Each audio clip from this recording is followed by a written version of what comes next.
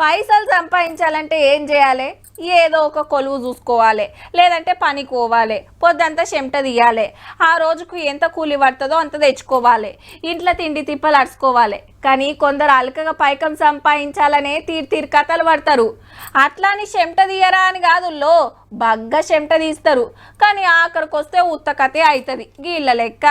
ముంగట ముసుగు దొంగలు వెనక మరల నోట్లు, డౌట్ ఏం లేదు పక్కా దొంగ నోట్లే.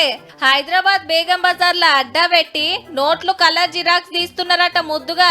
ఎన్ని రోజుల సంధి నడుస్తుందో, ఎంత కమిషన్ కు సప్లై చేస్తున్నారో.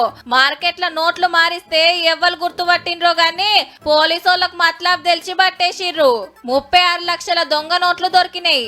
అన్ని 500 నోట్లే. మళ్ళా ఎన్నికల సీజన్ నడుస్తుండే కోట్ల రూపాయలు చేతులు మారుతుంటాయి. పార్టీలకు నోట్ల తిప్పలు తీరుద్దామని గీ ఉపాయం చేసినట్టున్నారు. కొంతలో కొంతన్న ఖర్చు తగ్గుతుందని తీసుకునేటోళ్ళు తీసుకుంటారు కావచ్చు. ప్రచారం చేసే కాడ, ఓటుకు నోటు వంచే కాడ గీ సొంటి నోట్లు రాగల్లా చూసుకోండి మరి.